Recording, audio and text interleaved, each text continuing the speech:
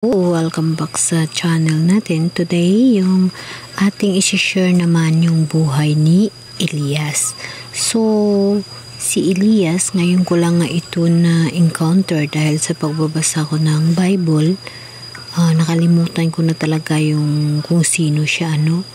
So, nalaman na natin si Moises, tsaka si Elias na naman ngayon. So, si Elias ay isang propeta sa Biblia na nabubuhay noong panahon ng mga hari ng Israel.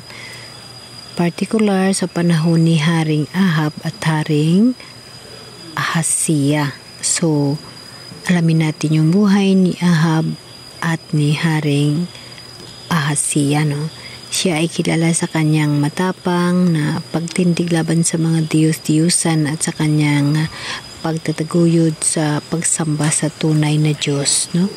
So, sa ngayong panahon, marami naman talaga na nagtuturo tungkol sa Diyos, pero hindi na natin bigyan ng kahulugan yung bawat isa. Ang pinaka-importante na lahat ang tinutuyo natin ay iisang Diyos, o kaya yung makapabuti sa kaluluwa ng tao at makapabuti sa mga tao.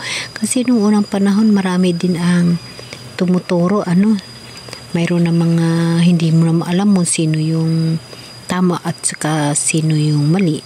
Ganon din sa ngayong panahon, ang importante, ang paniniwala ng tao ay nasa Diyos at kung paano siya magsamba at kung paano niya paniniwalaan ang sarili niya na kilala niya ang Diyos.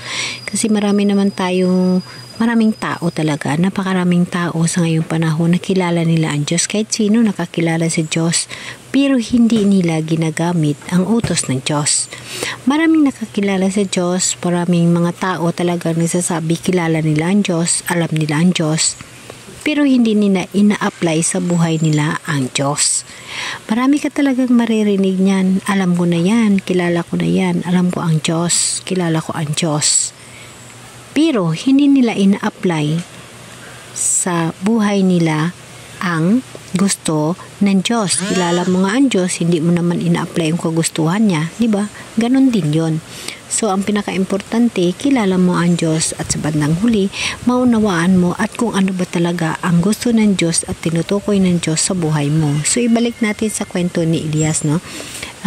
Gusto ko rin malaman yung buhay ni Elias, Si Elias ay nagtindig laban sa mga Diyos-Diyusan at nagtataguyod ng pagsamba sa tunay na Diyos, no? At manghuhula din siya, binigyan din siya ng himala ng power ng mahal na Diyos. So siya rin yung naghula ng tagtuyot sa Israel bilang parusa sa kanilang pagsamba sa mga Diyos-Diyusan. So nung panahon talagang matik yung pagbigay ng punishment ni Jesus sa mga taong nagsasamba sa mga Diyos-Diyusan, So, si Elias ay nagpakita ng kapangyarihan ng Diyos sa pamagitan ng mga himala tulad ng pagpapakain sa kanya ng mga uwak, at pagbababa ng apoy mula sa langit. So, alamin natin itong kwento ni Elias. Maganda. So, kahit hindi ko alam kung anong klase ang kwento na ito, ngunit ngayon dahil nakikita ko, gusto ko rin tuklasin at alamin ko yung mga bagay at mga pangyayari na yun para lubos na maunawaan ko rin. Just imagine, naghimala siya tulad ng papakain sa kanya ng mga uwak. So, pinakain siya ng mga uwak, And then, pagbaba ng apoy mula sa langit.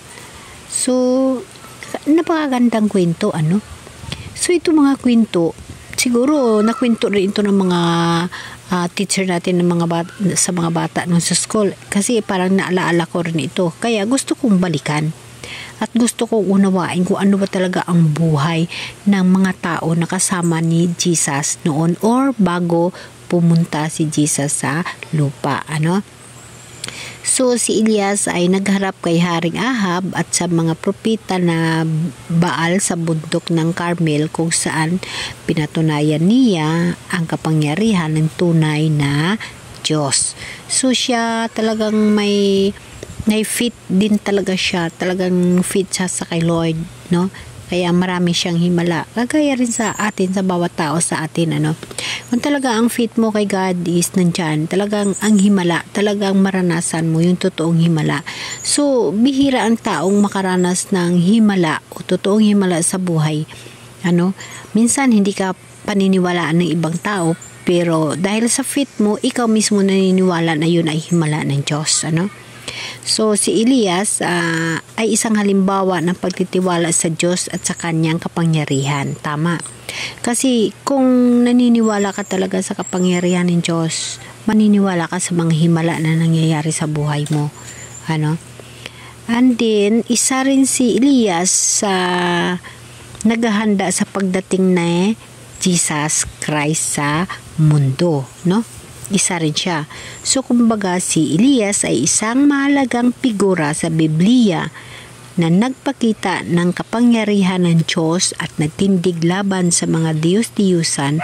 Ang kanyang buhay at mga ginawa ay patuloy na nagbibigay inspirasyon sa mga tao hanggang ngayon. So, maganda yung kwento ni Elias, no? So, alamin natin, nakaka-inspire yung kwento yan na pinakain sa ng uwak, and then, ang apoy mula sa langit na bumaba sa lupa, no? Alamin natin yan.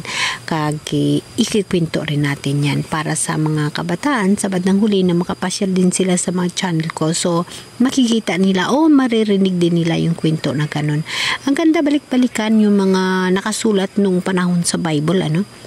At talaga sa totoo, kahit hanggang sa ngayong panahon, kung ang pagtitiwala mo sa mahal ni Diyos o yung faith mo sa mahal ni Diyos ay talagang sincere, nandyan talaga yung pagtulong ng mahal ni Diyos, o kaya nandyan talaga yung gusto niya para sa iyo pag siya lang ang sundin mo. Napakadali ang buhay. Napakahirap tingnan, pero para sa iyo ay napakadali dahil na nandyan sa iyo yung espiritu ng Diyos. Kagaya ko, may sakit ako. Mahirap, napakahirap dahil nasabihin na may sakit ka. Pero I think hindi naman ako nahihirapan. Para sa akin, walang hirap na nangyayari. Iniinda mo yung sakit, wala pa yun sa kamalingkingan sa sakit na naranasan ng mahal ni Diyos, ano? Parang something na nun yung buhay. Ano? Dahil sa faith ko, dahil sa paniniwala ko mula noon hanggang ngayon sa mahal na Diyos, kaya yung buhay ko, parang kung sa computer pa, siya na yung nagbibigay ng mga computer na ginsit niya na yung buhay ko. Kumbaga, ginsit niya na. So, hindi ko na kailangan baguhin. Kaya kung ano man ang buhay ko na ginsit niya, yun ang susundin ko. Yun ang gagawin ko. Yun ang gusto ko mangyayari sa buhay ko dito sa mundo habang kaya ko pa at nabubuhay pa ako. Darating ang araw na ako iuwi sa totoong tahanan na inihanda ng mahal na Diyos sa akin. Gusto ko maranasan at matuklasan yung buhay ng mga tao noon. So, bihira ang tao na may hilig sa ganun. Sa hirap ng buhay ngayon, unahin mo muna yung pagkain mo, unahin mo muna yung gamot mo, unahin mo muna yung ibang bagay. Pero sa akin, sa kasalukuyan ng sitwasyon ko, dahil ako may sakit, hindi ko alam. Yun ang sinasabi ko, hindi ko alam. Dahil nga ay pinagkatiwala ko sa mahal na Diyos ang buhay ko. Kumbaga na sa computer na nasit niya na yung buhay ko. So, hindi ko na baguhin yun. Mas gusto ko yun. No? May sakit ka, pero masarap ang buhay. Maganda ang buhay. Parang something ganun. Hindi ka naman nahihirapan sa pangangailangan mo, di ba? So guys, yun ang sinasabi ko sa inyo na para sa akin yung buhay. Pag once na masit na ni Lord na parang computer, hindi ko na babaguhin yun. Gusto ko yun di ba? So kayo rin, kung gusto nyo isit ang buhay nyo sa computer na mahal na Diyos, tiwala. Kailangan yung tiwala, yung totoong tiwala sa Kanya. Kasi hindi nyo naman maitatago yan sa puso at sa isip. Alam na alam niya. Okay guys? Amen? Amen.